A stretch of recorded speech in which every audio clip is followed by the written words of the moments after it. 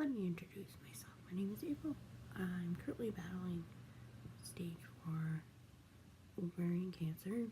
It is metastasized. Been battling for about 3 years now. I'm currently on number 3 chemo.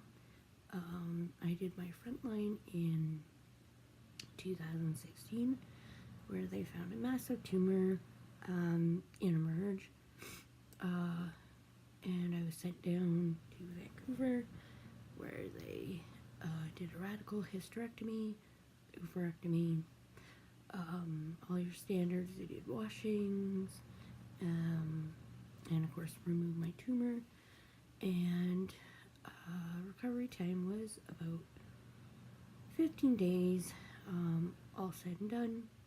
I had my staples come out day 10 after surgery, and then it was about 3 weeks, and I started frontline in August of 2016. I had weekly doses of paclitaxel and carboplatin, and that ran for 18 weeks straight. They inserted a PICC line halfway through. I tried to muscle. I wouldn't recommend that. My veins quickly depleted. They're hiding, they're thinning, so I chose the PICC line. It wasn't a very comfortable thing for me, and I was glad to get it out in December, so I stopped early December of my frontline, where I was declared cancer-free, which was good. So I might delve into that story a little bit later. And then I had 8 months cancer-free, and I started to feel, that I had a bladder infection. I wasn't feeling well, and I kind of suspected it was coming back, and CT scan showed there might be some niggling in my lymph nodes. So going back, the cancer has obviously contained mostly in the tumor, but I had a lot. Now they don't count them. They have a lot of lymph nodes that were affected. What was described to me was they were all of the lymph nodes in my back, going kind of from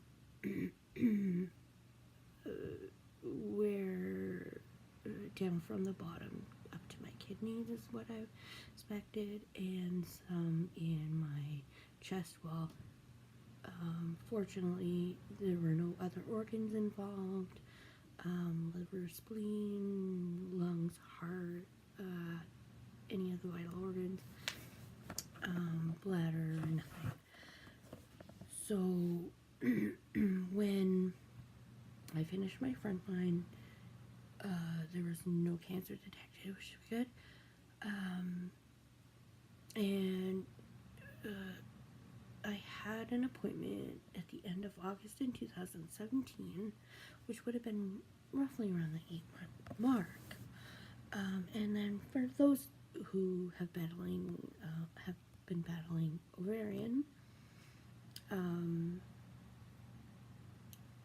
we kind of know there's a cutoff point of 12 months where they did declare you between 6 and 12 months. They declare you kind of platinum resistant, or platinum sensitive, so they put me on single dose. Was started with carboplatin again, just single dose, and that was to be administered, I believe it was once every 3 weeks. Sorry, chemo brain. I'd have to look up again. Oh, sorry. I to mention, I'll get a little specific. I was diagnosed with stage 4 high grade serous carcinoma. Look it up. It's they told me it's typical. That's one of the most common. So that to me is the most treatable. We have lots of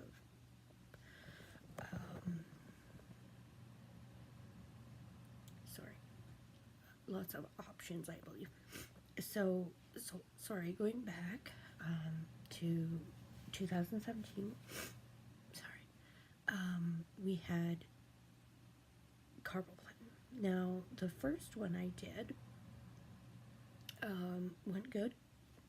You know, typical. I thought, I got this. It's nauseating, but not too bad. Made me feel kind of awful, but it's chemo.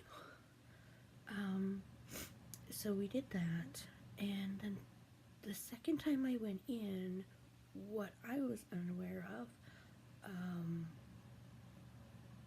was that they anticipated after on your 8th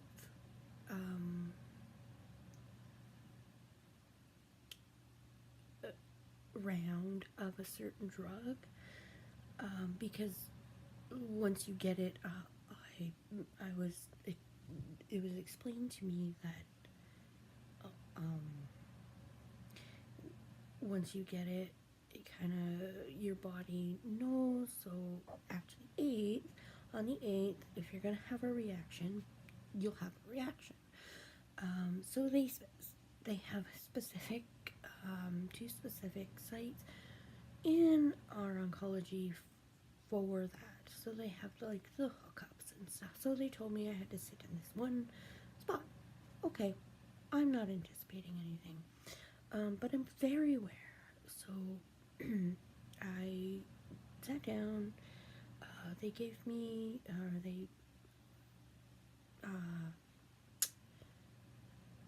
put my IV, which was really hard, and I thought, okay, I'm only gonna do once a month, 6 times. I'm still on the fence. I don't want to get another procedure, so I tried to muscle.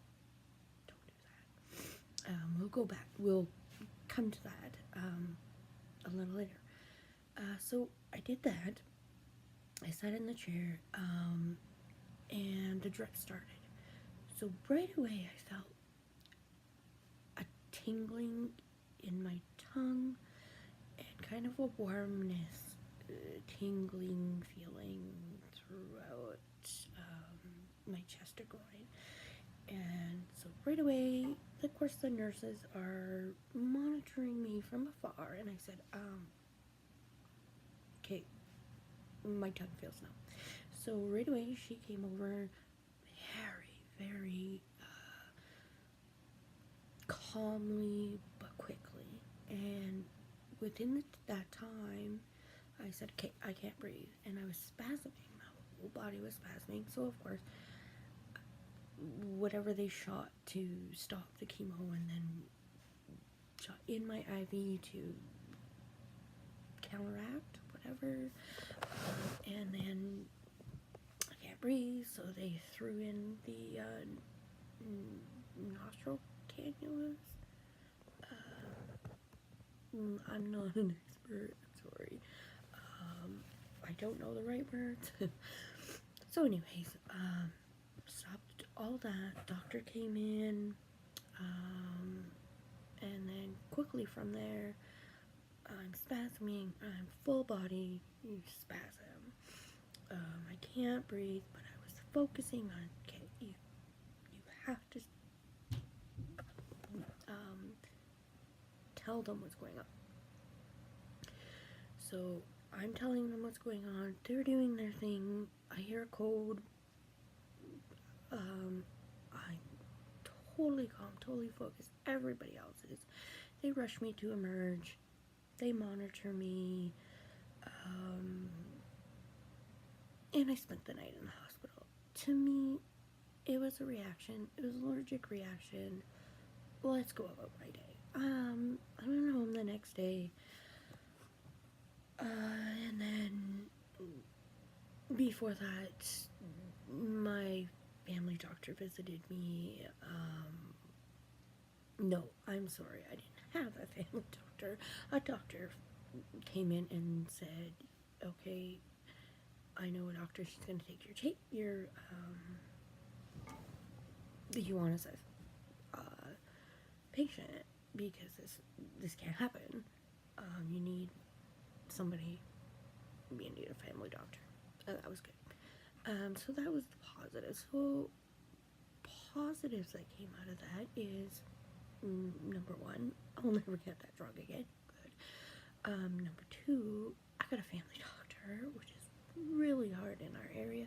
And if you know, in Canada, it's bad. And in our area in the South Okanagan, it's quite impossible. So I was very, very fortunate, and I really had to shout out to Penticton Regional, and all their doctors, and oncology, just everybody is super, super wonderful there. Even when you get like a grouchy nurse or a doctor who's like, bedside manner, that doesn't matter to me. It's the care, and they really do care. So anyways, they put me on Cisplatin. Oh boy. And for those who know, that's a nasty drug. So I was on that, full dose every 4 weeks.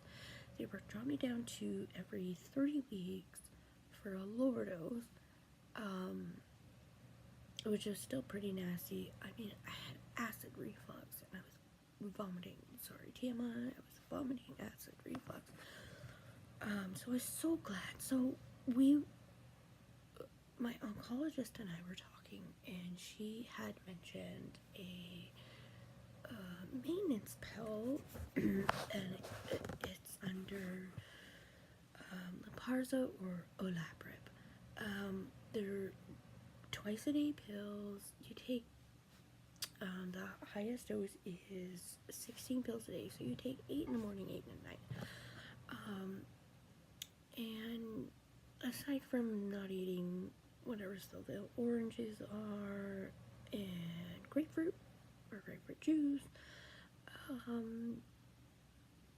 and I noted like there's a few side effects, but I really didn't get a whole lot of side effects.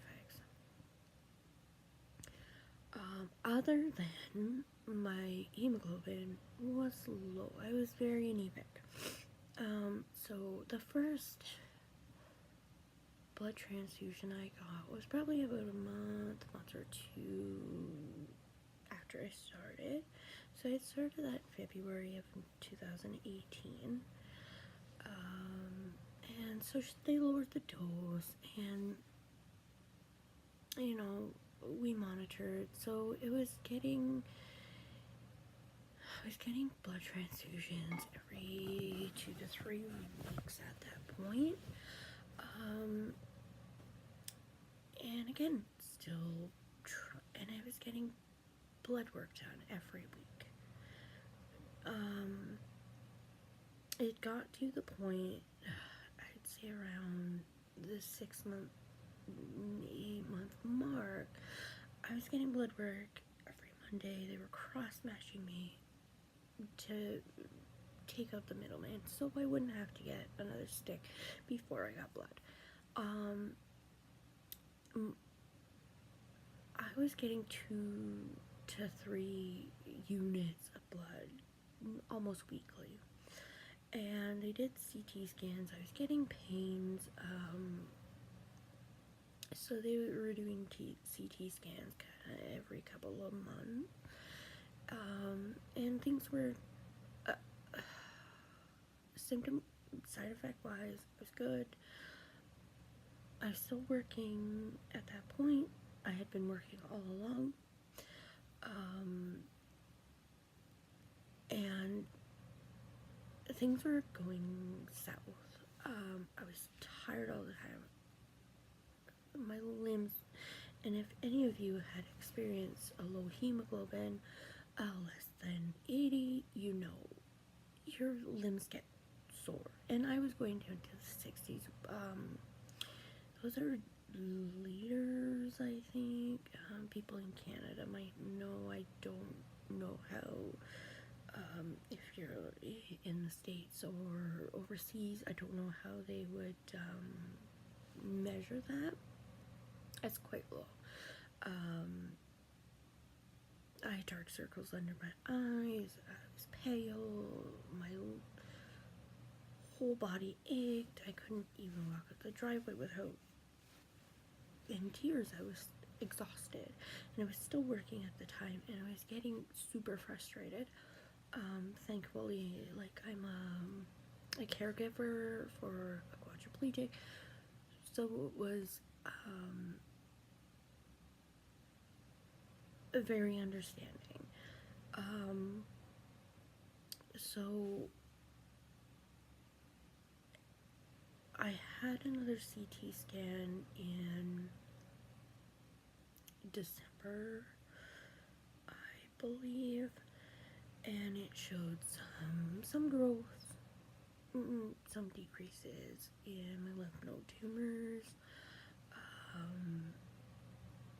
and by December I needed a break from work. So I thought, okay, let me stop the pills, which we did. We stopped the pills for a month, but I noticed, and it's gone down now, this lump, I couldn't move hardly. It hurt so bad. It hurt up my neck and down my spine and everything. So we did a CT, and here's a lymph node tumor here, which we're not sure if it was there before or kind of borderline. We're not clear. However, so I'm stopped work. I thought I was going back in January. It is now June, and I'm on disability now. That's here nor there. So I'm off work. I'm off the pills. I finally get some relief from not having blood transfusions, which was really good. And then they decided, okay, let's stick you on the pills because we're not sure, if the growth is from maybe just a month off the pills. Now, if you understand, ovarian cancer in lymph nodes, they're not really fast, aggressive, through your body, kill you in months type thing. It grows a little slower. So, but you never know. It's cancer. It doesn't care. It just grows when it wants to, right? So we're not typical. So I was talking to. I went back on in January. Again, blood transfusion, all the way down to 61. It was bad. So I had stopped a few days before seeing my oncologist, and she agreed, let's take you off. Now, here's what we're going to do. We're going to take you off because we're not convinced that they were working the way we wanted them to. And she's never seen this side effect in any of her patients. But I'm on a support group on Facebook, and a lot of the ladies that I have spoken to have had the same experience, maybe not as severe. So, like I said, individual cancer, individual bodies, it's a crapshoot. So, thankfully, And now, and my cancer numbers for a variant, it's called CA125. And that's just the cancer agent for ovarian. Normal levels would be 0 to 35. At the highest, mine was 15,000 and something. After surgery, it went down to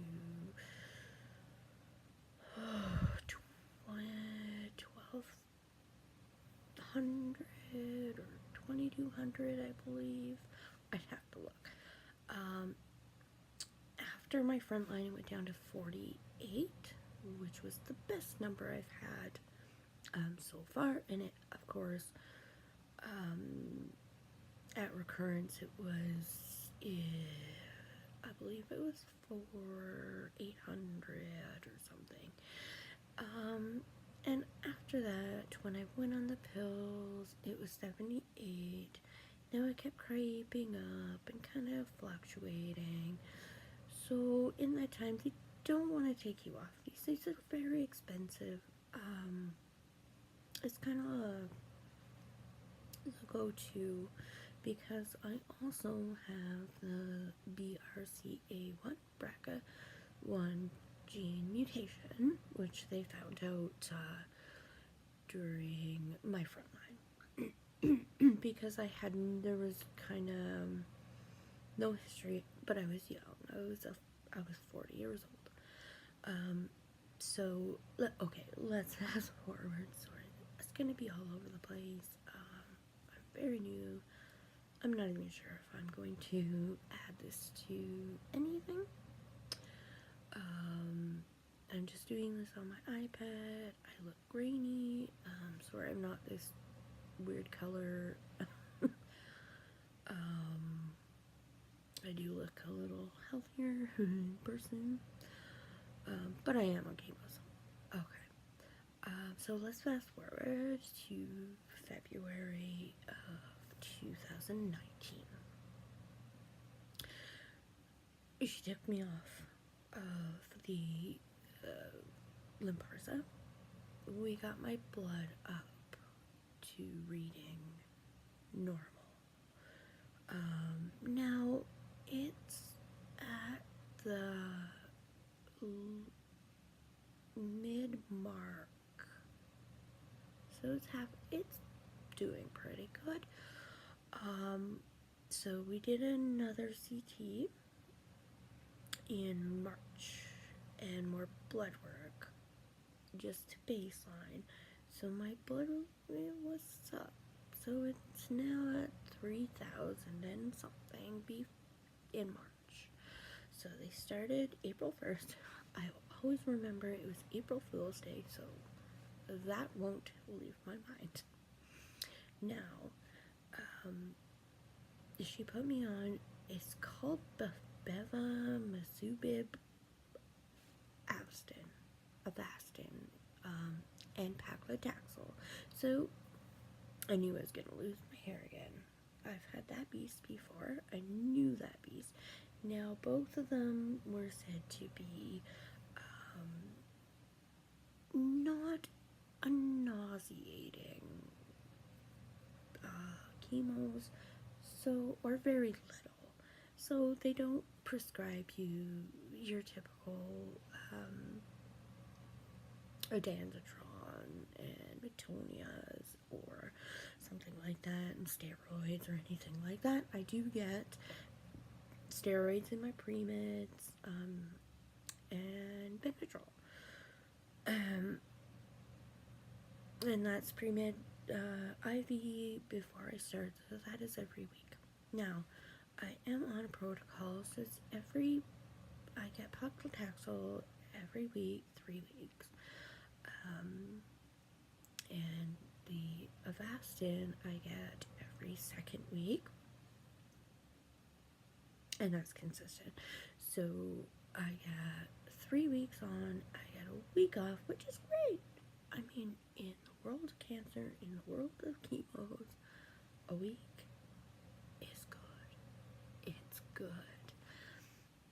So I am currently now,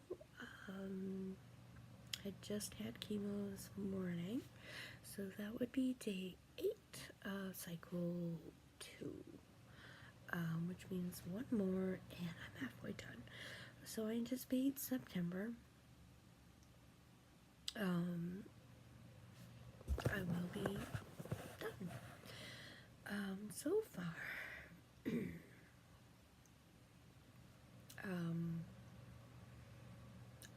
I'm handling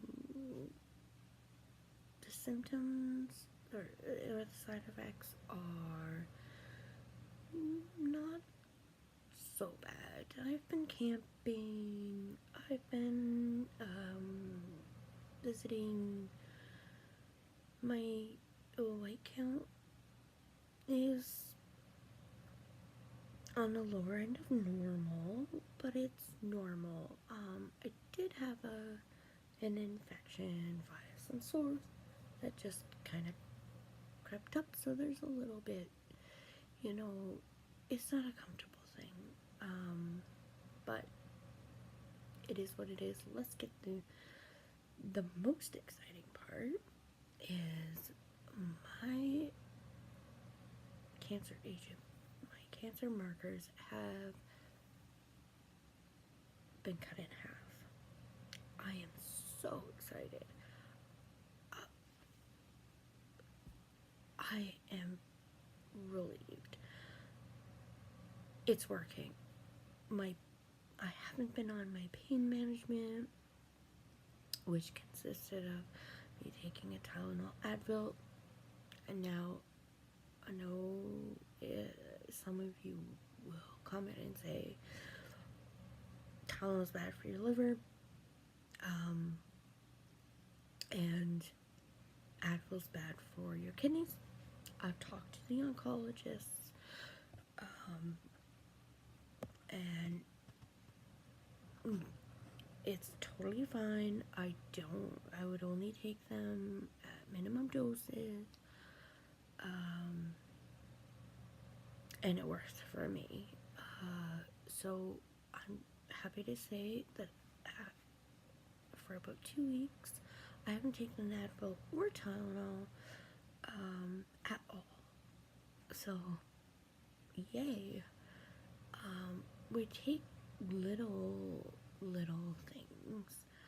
And I hope to do some future videos and delve more into my journey. And I'm sure this is all over the place. I'm sorry if you stumble on. I'm not a video editor. This is on my iPad. It is now 1:24 in the morning. Steroids. So I am going to go into more of my front line and what that was about, and more of my side effects of that, if I can remember. Like I said, that was almost 3 years ago. And then go into make a video of my second go around with like my recurrence, and go into that and kind of go into my headspace, if you will, and how I deal with my cancer journey, and how positive thinking can help. Some people say it can help with, shrinking tumors. I'm not sure, but being miserable and being sick, no. I think it makes it a lot worse. It really, really does. Being positive now, that doesn't mean happy all the time smiling. Everything's, we're not gonna pretend. I have my days. I cry. I laugh. I enjoy the little things. But we'll go into that. I may just scratch this, figure out how to edit, and if this reaches one person, you can kind of tell me how to do that. Like I said, I know very little of video editing. I'm not gonna edit this video. I'm a newbie. I'm not even sure if this is gonna go up on YouTube or anything like that. But please, if it does, absolutely, and you come across my video and you have some tips, I'm starting to do some acrylic painting, so I've got all my colors out. We're gonna try that tomorrow. Like I said, it's 1:30 in the morning. So yeah, again, I want to kind of, and I hope through these videos,